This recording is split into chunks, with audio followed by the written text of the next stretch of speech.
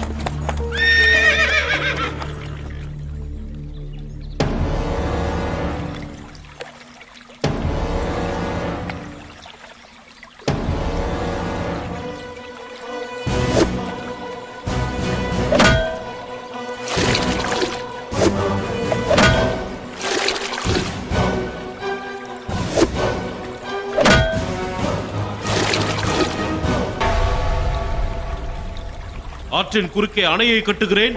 அதை உடைக்க நீயா? நான் வானத்தின் மகன், பூமியின் புத்திரன். இந்த நதியை விடுதலை செய்ய வந்திருக்கிறேன். என்னையா எதிர்த்து பேசுகிறாய்?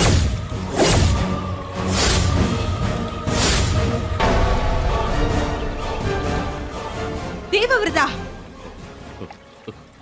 கங்கா, யாரம்மா இவர்? இத்தனை காலமாக யார் என் தந்தை, யார் என் தந்தை என்று கேட்டுக்கொண்டிருந்தாயே, இவர்தான் உன் தந்தை. அஸ்தினாபுரத்தின் பேரரசர்.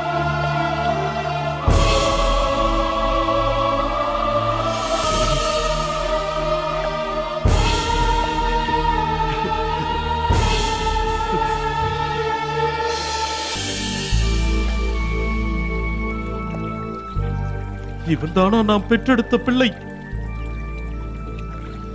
உங்களை பிரிந்த இந்த பாவி 18 ஆண்டுகளாக நடைப்பிணமாக திரிந்தேன். இன்றுதான் இந்த தேகத்திற்கு உயிர் வந்தது. இத்தனை காலம் தவம் கிடந்த என் தந்தையிடமா நான் போரிட துணிந்தேன். என்னை மன்னித்து விடுங்கள் தேவவிரதா, மன்னித்து விடுங்கள்.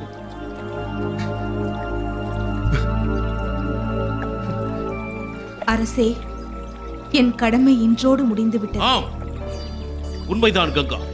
நம் வசந்த காலம் இன்று முதல் துவங்குகிறது. இல்லை அரசே, என்னை நீங்கள் மன்னிக்க வேண்டும். நீங்கள் விரும்பியபடியே தேவவிரதனுக்கு வசிஷ்டர் கல்வியை போதித்திருக்கிறார். பரசுராமர் போர் பயிற்சி அளித்து சிறந்த வீரனாக்கி இருக்கிறார்.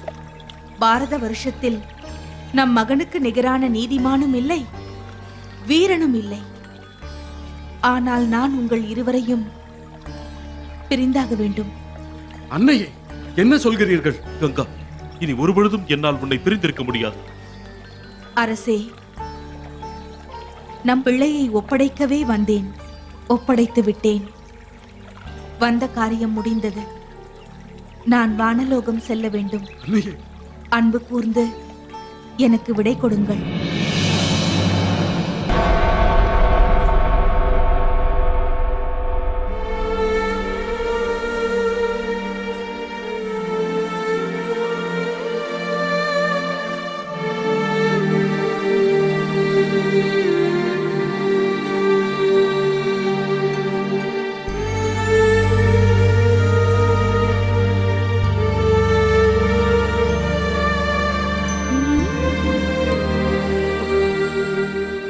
சத்தியவதி, ஆஹா ஆஹா, என் தந்தையின் முகத்தில் இத்தனை மகிழ்ச்சியை கண்டு எத்தனை நாட்கள் ஆகிறது. தந்தையே, உங்களின் இந்த மகிழ்ச்சிக்கு எந்த விலையையும் தர நான் தயாராக இருக்கிறேன். இப்பொழுதுதான் தாங்கள் அஸ்தினாபுரத்தின் சக்கரவர்த்தியாக கம்பீரமாக இருக்கிறீர்கள். இக்கணம் முதல் நீங்கள் விரும்பிய இவர்தான் என் தாய். நீங்கள் இருவரும் என்னை ஆசீர்வதியுங்கள்.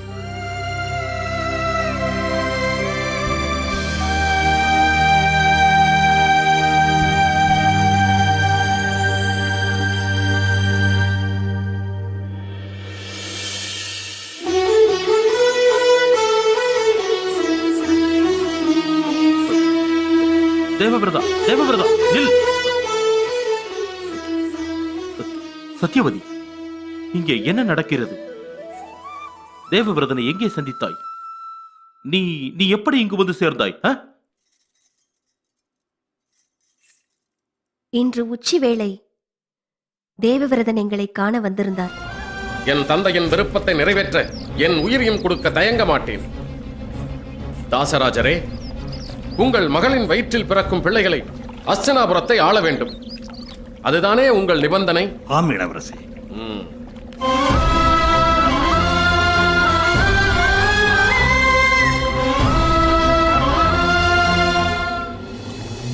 தேவர்களே, மகாமுனிகளே, இதோ என் சபதத்தை கேளுங்கள். அஸ்தினாபுரத்தின் அரியாசனத்தில் அரசனாக நான் ஒருபொழுதும் அமரமாட்டேன். என் அரசு உரிமையை இப்பொழுதே நான் துறக்கிறேன். இன்னும் என்ன தயக்கம்? தாங்கள் சொன்ன சொல்லை காப்பாற்றுவீர்கள், அதிலொன்றும் சந்தேகமில்லை. ஆனால் தங்களுக்கு பிறக்கும் பிள்ளைகள், தாங்கள் வாரிசுகள் அஸ்தினாபுரம் ஆட்சிக்கு எந்த காலத்திலும் உரிமை கொண்டாட மாட்டார்கள் என்பதற்கு என்ன ஆதாரம்? இவ்வளவுதானா? இளவரசே, அவசரப்பட்டு எந்த முடிவையும் எடுத்துவிட வேண்டாம்.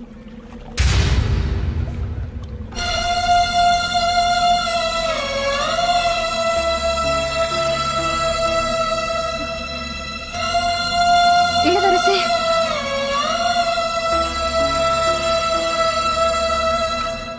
நீரோடும் இடமெல்லாம் என் தாய் கங்கா இருக்கிறாள். என் தாய் கங்காதேவியின் மீது ஆணையிட்டு சொல்கிறேன், என் வாழ்நாள் முழுவதும் நான் பிரம்மச்சாரியாகவே இருப்பேன். எந்த பெண்ணையும் நான் மனதால் கூட நினைக்க மாட்டேன். எந்த பெண்ணையும் நான் மனதால் கூட நினைக்க மாட்டேன். எந்த பெண்ணையும் நான் மனதால் கூட நினைக்க மாட்டேன். இது என் தாய் கங்காதேவியின் மீது ஆணை.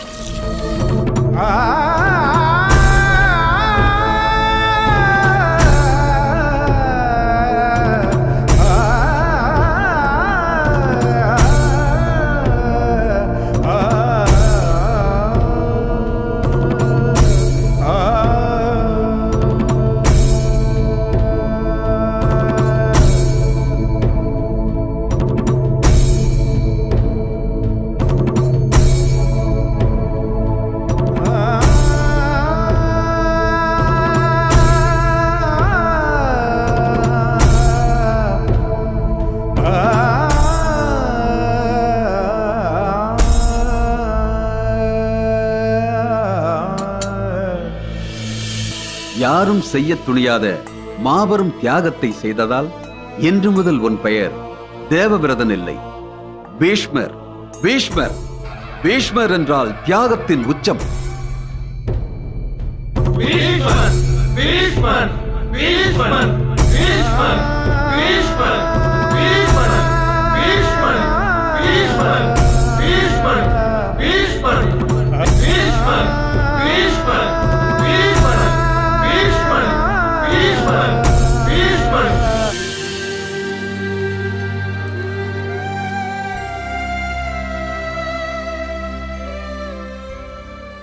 மகனே, நீ எதையெல்லாம் இழந்திருக்கிறாய் தெரியுமா? எனக்கு நன்றாக தெரியும் அப்பா. பதவியின் மகத்துவம் பெரிது மகனே. ஒரு தேசத்தின் அரசனாக இருப்பது தெய்வத்தின் அருள். அதை நீ இழந்து விட்டாய். அப்பா, தங்களை விட எனக்கு வேறு எதுவும் பெரிதல்ல.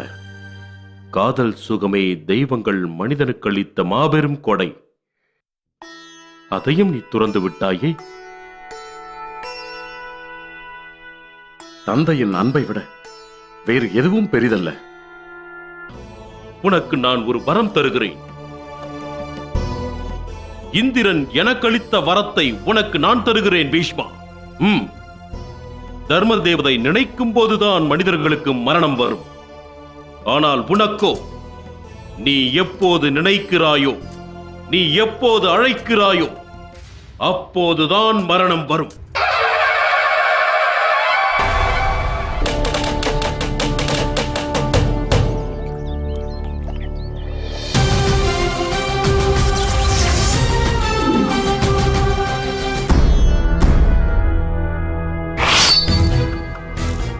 அத்தினாபுர சக்கரவர்த்தியின் மீது குற்றம் சுமத்த உங்களுக்கு எப்படி துணிவு வந்தது? பிதாமகரே, உங்கள் வீரத்தை பற்றி இந்த உலகத்திற்கே தெரியும். இருந்தாலும் வீரத்தை விட உண்மையின் வலிமைதான் பெரியது என்று தாங்கள் அறியாததா? சுற்றி வளைத்து பேச வேண்டாம், நேரடியாக விஷயத்திற்கு வரவும். மன்னர் திருதராஷ்டிரர் சதி செய்து விட்டார். பாண்டவர்கள் தங்க அழகான ஒரு அரக்கு மாளிகை கட்டி அதிலே தங்க வைத்து விட்டார். அதனால் பாண்டவர்கள் மரணத்திற்கு மன்னர் திருதராஷ்டிரரே காரணம்.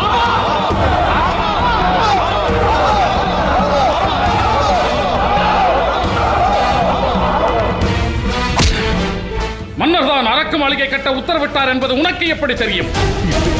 அந்த சதியிலே மன்னருக்கும் பங்கு உண்டு என்பதை உன்னால் நிரூபிக்க முடியுமா? அப்படி சாட்சி இருந்தால் சபையிலே கொண்டு வந்து நிறுத்து.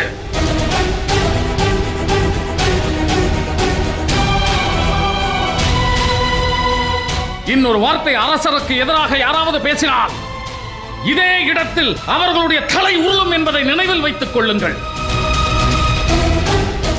உங்களில் யாராவது மன்னர் தான் இந்த சதியை செய்தார் என்று நிரூபிக்க முடியுமா?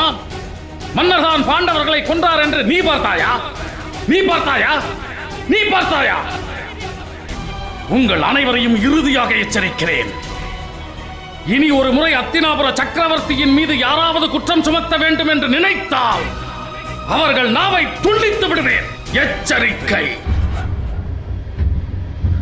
ஹத்தினாபுரத்தின் இளவரசர் பட்டத்தை அரச குமாரர்களில் யாருக்கு சூட்டுவது என்ற பிரச்சனை எழுந்துள்ளது. அது குறித்து முடிவெடுக்கவே நாம் அனைவரும் இங்கே குழுமியிருக்கிறோம். அந்த முடிவை நான் சுமூகமாக எடுக்க அவையில் கூடியிருப்போரின் ஒத்துழைப்பு அவசியம் என நம்புகிறேன்.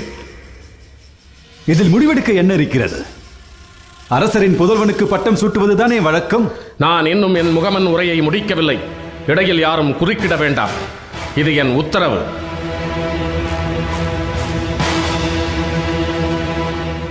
ஹத்தினாபுர சாம்ராஜ்யத்தின் பெருமையை அடியேன் சொல்லி அவையோர் அறிய வேண்டிய அவசியமில்லை. பாண்டவர்களே, கௌரவர்களே, உங்களிடம் இந்த பீஷ்மன் கேட்கின்றான். உங்களில் யார் இந்த அத்தினாபுரத்தை காத்து நிற்கப் போகிறீர்கள்? உங்கள் இருவரில் யார் அத்தினாபுர சாம்ராஜ்யத்தை தியாகம் செய்ய போகிறீர்கள்? அரசன் நாட்டை மட்டுமே ஆளுவான். தியாகி வரலாற்றையே ஆளும் சக்தி உடையவன்.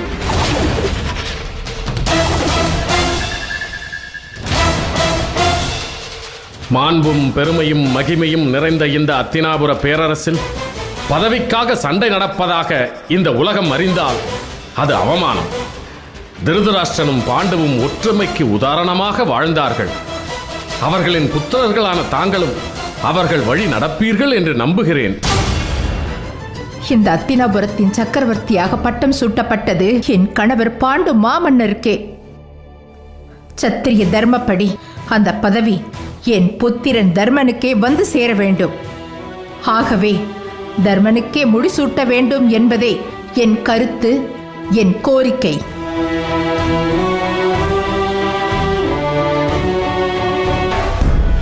விதுரா, அஸ்திரங்களை அன்றி அரசியலை அறியாதவன் நான். நீயோ மதியுக மந்திரி, அரசியலில் தலைகீழ் பாடம் பயின்றவன். உன் பேச்சில் இருக்கும் உறுதியை பார்க்கும் பொழுது நீ ஏதோ ஒரு திட்டத்தோடு வந்திருப்பதாக நான் நினைக்கிறேன். பெரியப்பா, என்னிடம் ஒரு திட்டம் இருப்பது உண்மைதான்.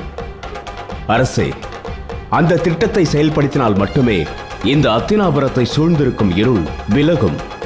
உன் திட்டத்தை அறிய காத்திருக்கிறேன் விதுரா, விரைந்து சொல். யார் பட்டத்திற்கு வருவது என்பதுதானே பிரச்சனை.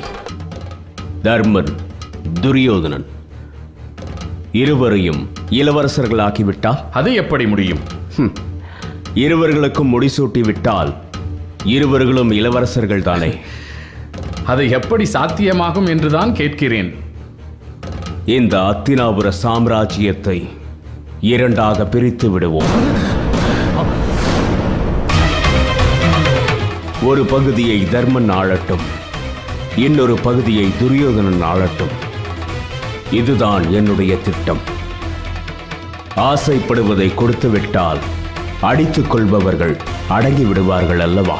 நிறுத்து உன் பதற்றலை.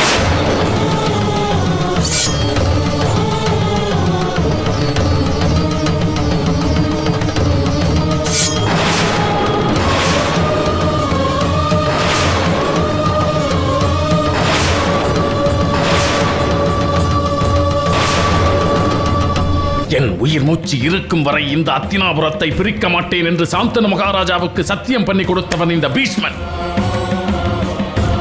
உன்னை தவிர வேறு யாரேனும் இந்த அத்தினாபுரத்தை பிரிப்பேன் என்று கூறியிருந்தால் அந்த கணமே அவன் தலையை துண்டாக்கியிருப்பேன். இந்த அத்தினாபுரத்தை யாராலும் துண்டாட முடியாது, இது உறுதி.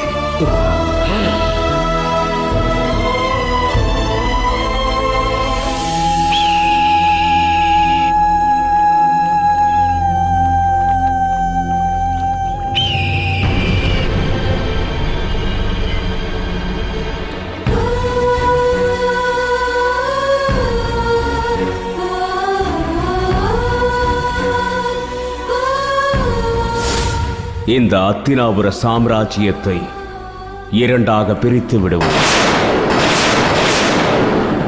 ஒரு பகுதியை தர்மன் ஆளட்டும், இன்னொரு பகுதியை துரியோதனன் ஆளட்டும். இதுதான் என்னுடைய திட்டம். ஆசைப்படுவதை கொடுத்துவிட்டால் அடித்துக் கொள்பவர்கள் அடங்கி விடுவார்கள் அல்லவா?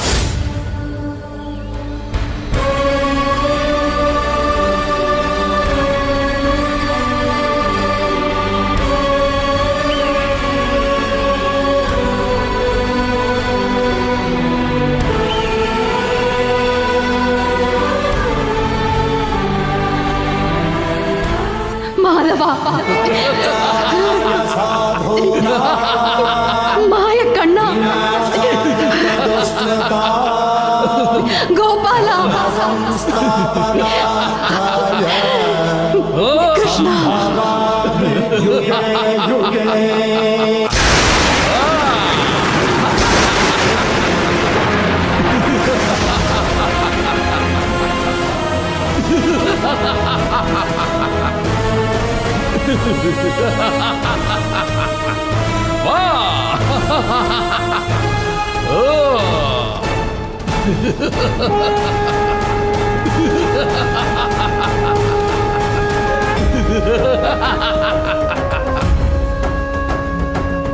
यदा यदा हि धर्मस्य ग्लानिर्भवति भारत अभ्युत्थानमधर्मस्य तदात्मानं सृजाम्यहम्.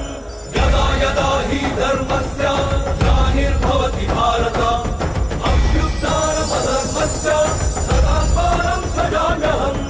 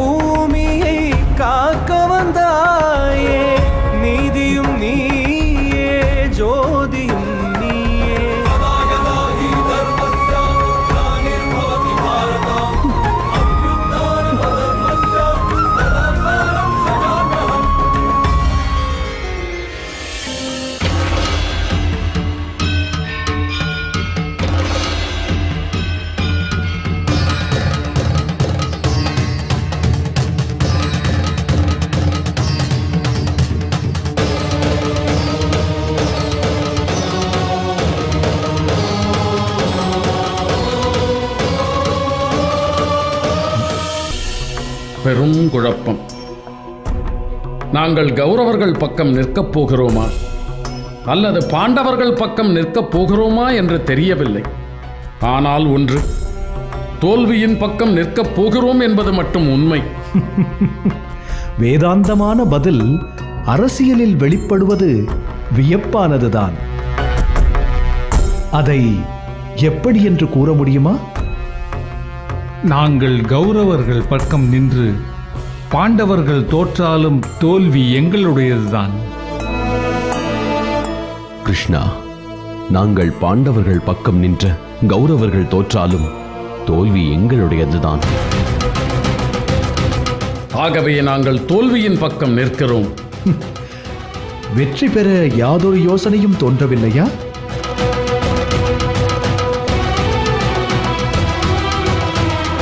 கிருஷ்ணா, உன் கேள்வியே விந்தையாக இருக்கிறது. இப்பொழுது யார் பக்கம் நிற்கப் போகிறோமா என்பதுதான் கேள்வி, யாருக்கு வெற்றி என்பது அல்ல.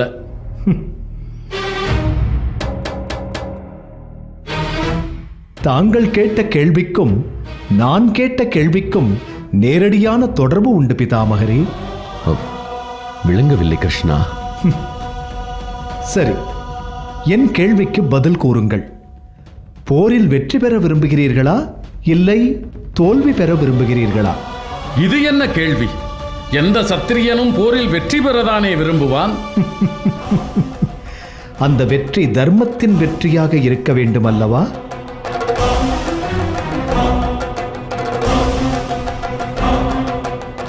ஆமாம்.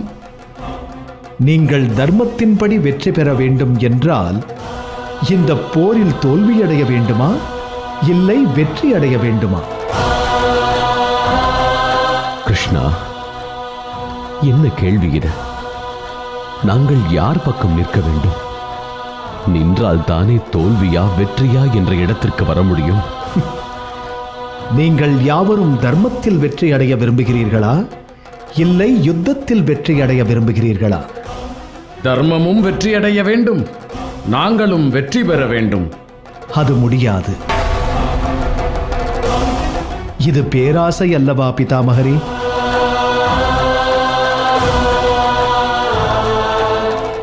உலகத்தின் பழிச்சொல்லிலிருந்து தப்பிக்கவே நீங்கள் இங்கு வந்து நிற்கின்றீர்கள். நீங்கள் எந்த பக்கம் நின்றாலும் பழிச்சொல் உங்களை துரத்தும். ஏனென்றால் அதர்மத்தின் பக்கம் நின்று தர்மத்தின் வாழ்வை கற்பனையில் ரசித்தவர்கள் நீங்கள். கற்பனை என்றும் உண்மையாகிவிடாது. மானின் மீது புலி இரக்கம் கொண்டால் காடு வாழாது. மான் புல்லை உண்பதும் புலி மானை உண்பதும் காட்டின் நீதி. காட்டுக்குள் சென்றுவிட்டால் காட்டின் நியதிக்கு நாம் கட்டுப்பட்டே தீர வேண்டும். அத்தினாபுரம் என்னும் காட்டின் நீதிக்கு நீங்கள் கட்டுப்பட்டுள்ளீர்களா இல்லையா? கட்டுப்படுவதைத் தவிர வேறு வழியே இல்லையே. உங்கள் நீதி எது என்பதில் நீங்கள் தெளிவாக இருக்கும்போது குழப்பம் எதற்கு? விளக்கம் பெற வந்து குழம்பி நிற்கிறோம் கிருஷ்ணா. தர்மமோ அதர்மமோ, நாங்கள் எந்த இடத்தை போய் சேர வேண்டும் என்று நீதான் எங்களுக்கு வழிகாட்ட வேண்டும். ராவணன் செய்தது அதர்மம் என்று அவனது தம்பிகள் கும்பகர்ணனுக்கும் தெரியும், விபீஷணனுக்கும் தெரியும். கும்பகர்ணன் அண்ணனின் செயலே எனது தர்மம் என்றான். விபீஷணன் அதை அதர்மம் என்றான். அண்ணனுக்காக உயிரை துறந்தான் கும்பகர்ணன். தர்மத்தின் பெயரிலே அண்ணனை காட்டிக் கொடுத்தான் விபீஷணன். விபீஷணன் செய்தது தர்மம் என்றாலும் உலகம் அவனை தூற்றியது, கும்பகர்ணனை கொண்டாடியது. இது நாட்டின் நீதி. நீங்கள் தேர்ந்தெடுக்கப் போவது காட்டின் நீதியா நாட்டின் நீதியா என்பதை நீங்களே முடிவு செய்து கொள்ளுங்கள்.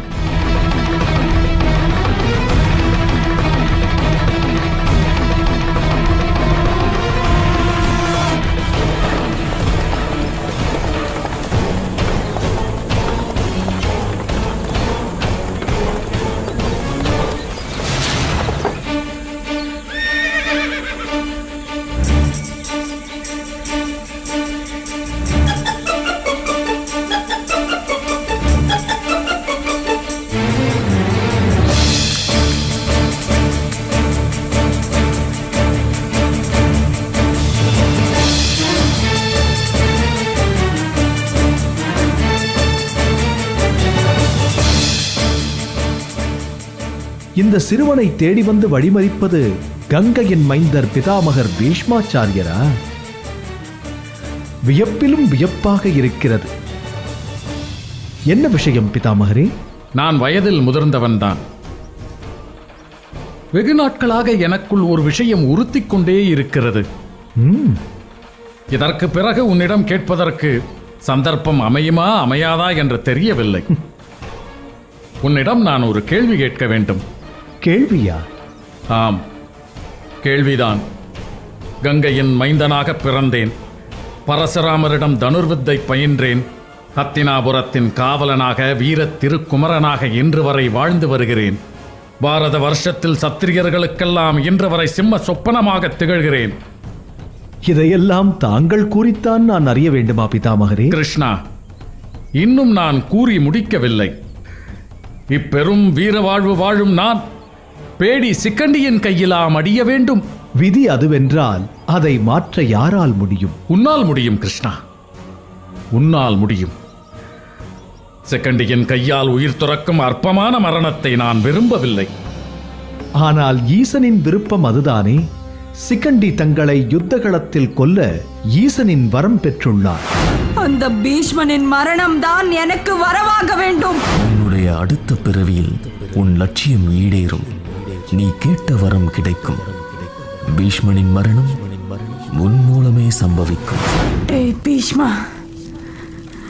உனக்கு மரணத்தை பரிசாக தர எத்தனை முறை வேண்டுமானாலும் நான் மரணத்தை மீண்டு வருவேன்.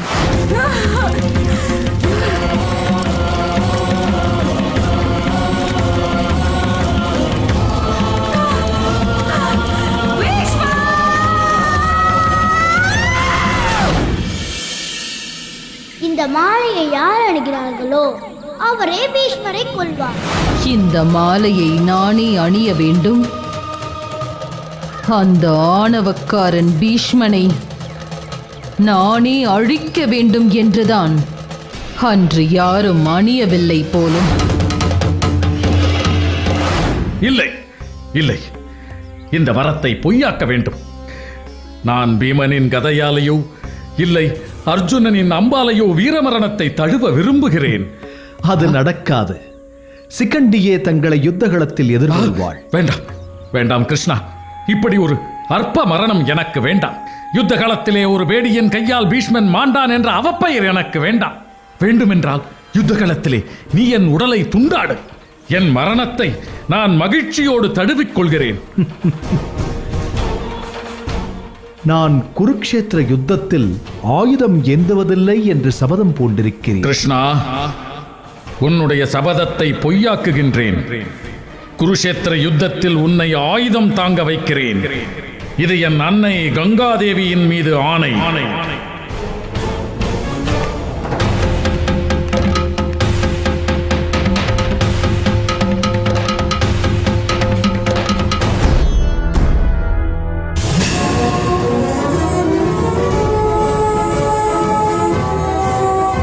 பேச்சுவார்த்தையின் மூலம் தீர்க்க முடியாத பிரச்சனைகளை யுத்தத்தின் மூலம் தீர்த்துக் கொள்வது சத்திரிய மரபு. அந்த மரபின் அடிப்படையில் கௌரவர்களுக்கும் பாண்டவர்களுக்கும் இடையே ஏற்பட்ட பிரச்சனையை தீர்த்துக் கொள்ள குருஷேத்திர களத்தில் யுத்தம் தொடங்க உள்ளது.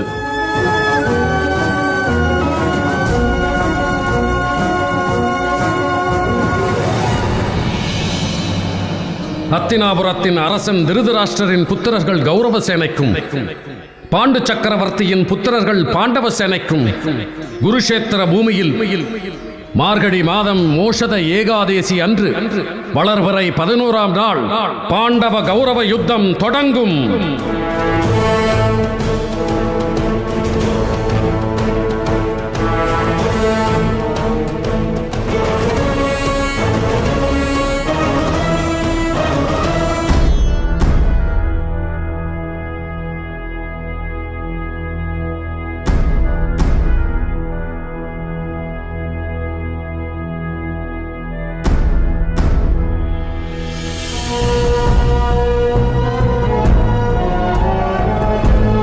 துரியோதனா, இந்த கிழவன் போர்க்களத்திலே வீழும் வரை உன்னை ஒருவராலும் வீழ்த்த முடியாது.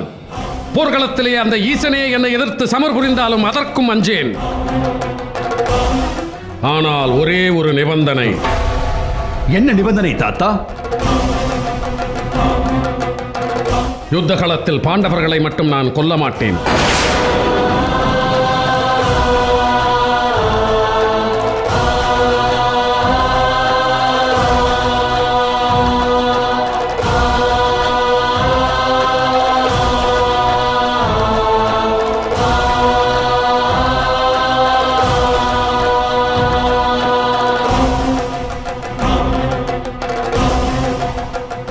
தாத்தா, தங்கள் நிபந்தனை தங்களுக்கே அபத்தமாக தோன்றவில்லை? போர்க்களத்தில் சத்துருக்களை கொல்வதே சத்திரியனுக்கு அழகு. அதிலும் தாங்கள் ஒரு தளபதி. அப்படி இருக்க சத்துருக்களை கொல்ல மாட்டேன் என்று கூறுவதன் பொருள் என்ன? எனக்கு பாண்டவர்களை கொல்வதில் விருப்பம் இல்லை என்பது பொருள். அதுதான் ஏன் என்று கேட்கிறேன். பாண்டவர்களும் உன்னை போல் எனக்கு பேரன்கள். இந்த குருவம்சத்தை காக்க பிறந்தவன் இந்த பீஷ்மன், அழிப்பதற்கு அல்ல. அப்படி என்றால் போரில் நாம் எப்படி வெற்றி பெறுவது? தளபதி என தாங்களே பாண்டவர்களை கொல்ல மறுத்தால் வெற்றி நமக்கு எப்படி சாத்தியமாகும்? நான் தானே பாண்டவர்களை கொல்ல மாட்டேன் என்று கூறினேன். உன்னையோ மற்றவர்களையோ பாண்டவர்களை கொல்லக்கூடாது என்று உத்தரவு போடவில்லையே, உன் கைகளை கட்டி போடவில்லையே. பாண்டவர்களை கொன்றுதான் அவர்களை நீ வெல்ல வேண்டும் என்று நினைத்தால் அந்த காரியத்தை நீயே செய்து கொள். தாத்தா, துரியோதனா,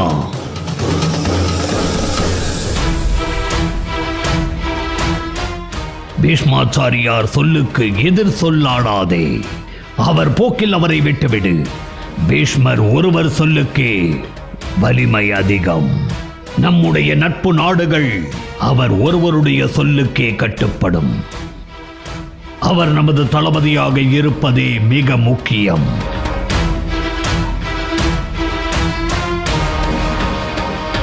தாத்தா, ஏதோ பாண்டவர்கள் மீது இருந்த வன்மத்தினால் அப்படி பேசிவிட்டேன். தாங்களே கௌரவ சேனைகளின் தளபதியாக இருந்து எங்களை வெற்றி பாதைக்கு அழைத்து செல்ல வேண்டும்.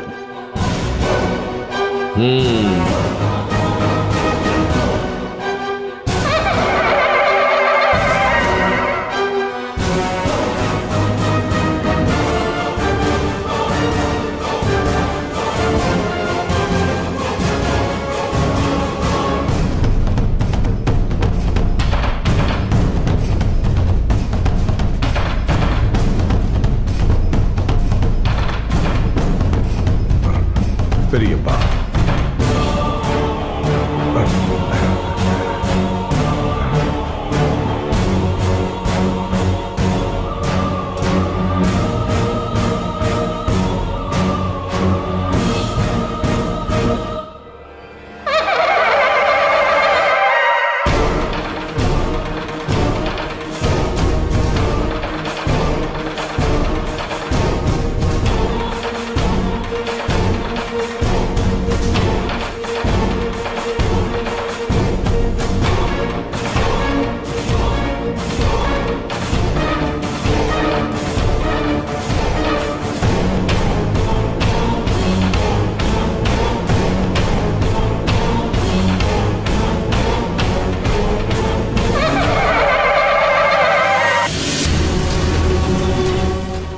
சகுனி,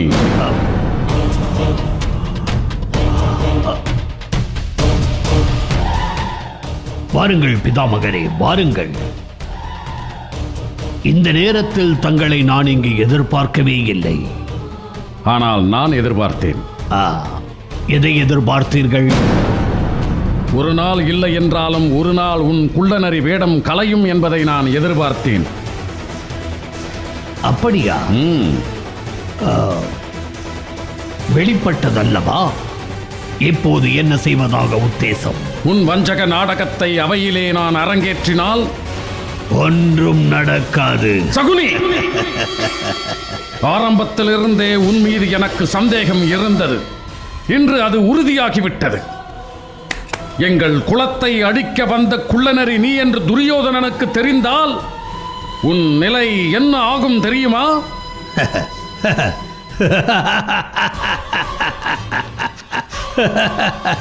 பிதாமகரே, துரியோதனன் என்ன? இந்த நாட்டின் சக்கரவர்த்தி திருதராஷ்டிரரிடமே கூறுங்கள். அரசி காந்தாரியிடம் கூறுங்கள். இல்லை, கௌரவர்கள் 100 பேரிடமும் தனித்தனியே கூறுங்கள். தாங்கள் நினைப்பது போல் ஒன்றும் நடக்காது. சகுனி, நீ யாரிடம் பேசுகிறாய் என்பதை மறந்துவிட்டு பேசிக் கொண்டிருக்கிறாய். பீஷ்மன் இந்த அத்தினாபுரத்தின் காவலன், இந்த அத்தினாபுரத்திற்காக எதையும் செய்ய தயங்காதவன். இப்படி குரூரமாக சிந்திக்கும் உன் தலையை இப்பொழுதே கொய்து விடுவேன் தெரியுமா? பிதாமகரே, தங்களின் கையால் வீர மரணமடைய நான் இப்போதே ஆயத்தமாக இருக்கிறேன்.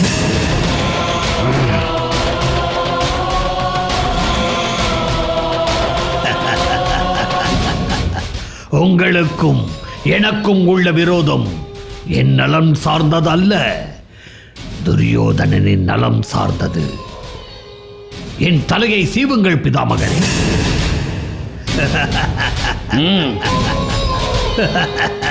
சிரிக்காதே சகுனி. உன்னைப் போல் குறுக்கு வழியில் சிந்திக்கும் குள்ளநரி அல்ல நான். யமனையை எதிரே வந்தாலும் எதிர்த்து நின்று போராடும் பீஷ்மன் நான். உன் குயத்தையும் நீ போடும் நாடகத்தையும் இந்த குருவம்சத்தை அடிப்பதற்காக காந்தாரத்திலிருந்து அத்தினாபுரம் வந்த அனைத்தையும் அறிந்து நான் ஏன் உன்னை விட்டு வைத்திருக்கிறேன் தெரியுமா? உன் தங்கை மேல் உள்ள பாசத்தால். பாசம்? சிரிக்காதே. நீ நினைப்பது நடக்காது. இந்த குருவம்சத்தை உன்னால் அழிக்க முடியாது. இந்த குருவம்சம் தடைப்பதை பார்த்து விட்டுதான் இந்த பீஷ்மன் கண்ணை மூடுவான்.